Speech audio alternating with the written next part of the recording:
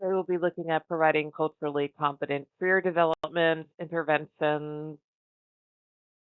Welcome. So, as career counselors, if that's the work we choose to do, we must recognize that every client brings their unique cultural background, and this directly impacts their career decisions and challenges. The cultural context affects everything from values, work preferences, to communication styles. Our role is to recognize these cultural differences and integrate them into our counseling approach. This allows us to provide better, more relevant support to our clients, helping them navigate their career paths in a way that aligns with their identity and cultural experiences. By the end of this session, you should be able to identify some of the traditional assumptions that are often embedded in career theories, especially those developed within the United States. We'll also explore how to distinguish between universal models, which apply broadly, and culture specific models that cater to particular groups. We'll discuss key concepts such as ethnocentrism, which can influence the counseling process if unchecked, and acculturation, which relates to how individuals adapt to new cultural environments. Additionally, we'll learn about different identity development models that are relevant to provide culturally competent counseling. Finally, we'll offer practical recommendations for how to effectively counsel clients from diverse cultural backgrounds. The last 4 decades have seen a remarkable increase in cultural pluralism, a trend that began in the 1960s, according to Lee and Richardson.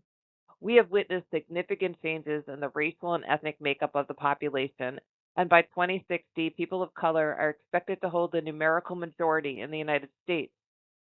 Another key development has been the rise in undocumented student immigrants, many of whom are ineligible for financial aid and face unique challenges requiring special attention from counselors. Looking to the future, there are several important demographic shifts. We are seeing a decline in the number of people ages 25 to 54, with a simultaneous increase in the population over 55. Life expectancy is also projected to rise significantly, with a larger percentage of the population reaching older age. All of these trends will have profound impacts on the workforce and career development needs in the coming decades. These demographic changes bring significant challenges in the workforce. The wage gap between genders persists, though it has narrowed, with women still earning 21.6% less than men. Women are also underrepresented in STEM fields, and 1 in 5 report experiencing harassment in the workplace.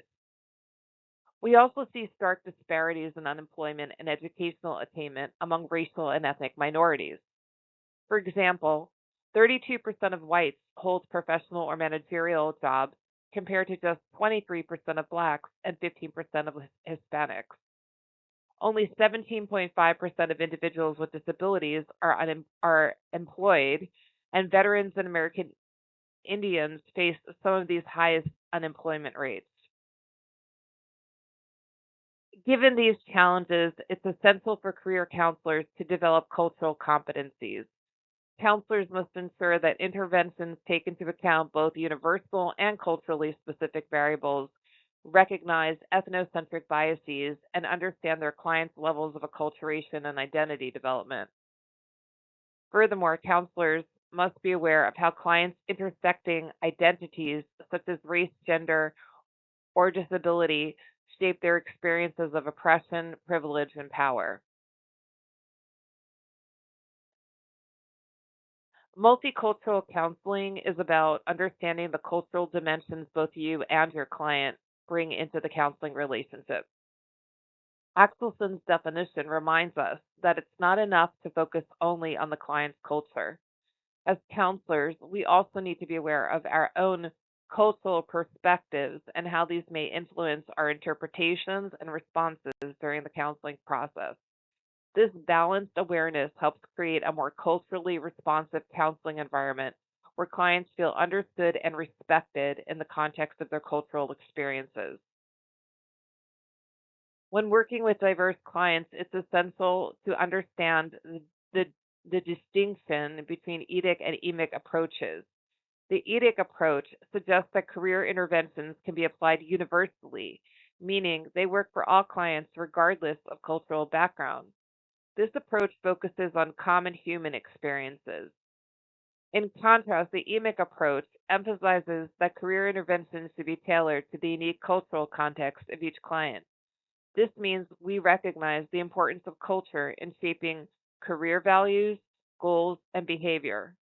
Both approaches have their place in career counseling, but as we'll see, integrating culture-specific models often leads to more effective outcomes. Ethnocentrism can be a significant barrier in cultural competent counseling. It occurs when counselors unconsciously prioritize their own cultural values over those of their clients, which can lead to biased interpretations of the client's needs and challenges. For example, in a more collectivist culture, decisions might prioritize family or community needs, while in an individualistic culture, personal achievement may be the focus. Assuming one is inherently superior creates a disconnect with clients who don't share that perspective. Acculturation, on the other hand, refers to how individuals adapt and integrate cultural traits from another group into their own lives. Some clients may feel torn between their native culture and the dominant culture, leading to feelings of marginalization or confusion. Understanding the process of acculturation is critical for helping clients navigate these tensions in their career development. Understanding identity development models is a crucial component of culturally competent counseling. These models help explain how individuals form their racial, gender, or LGBTQIA+ identities over time. Each model provides insight into the unique challenges that come with identity development, particularly in a career context. For example, racial identity models explore how people of color develop a sense of identity in a society where race plays a significant role in life experiences. Gender identity models help us understand how societal expectations around gender roles can impact career choices. Similarly, LGBTQIA identity models shed light on the challenges faced by those navigating their sexual orientation or gender identity in a professional environment. These models guide counselors in providing the right support as clients progress through different stages of identity formation.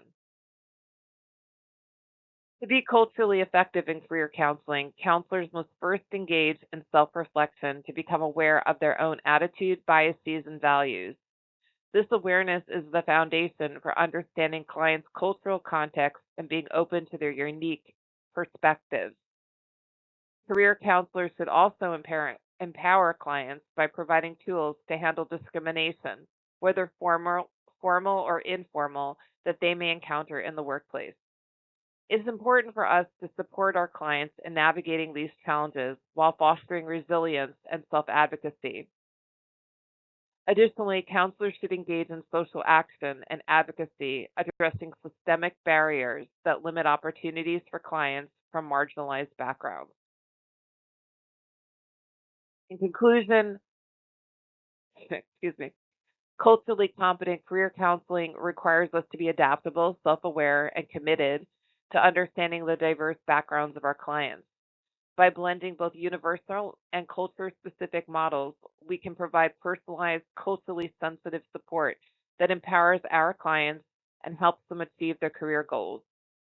By considering each client's unique cultural context, we not only enhance our counseling effectiveness, but also promote a more inclusive and supportive environment for career development.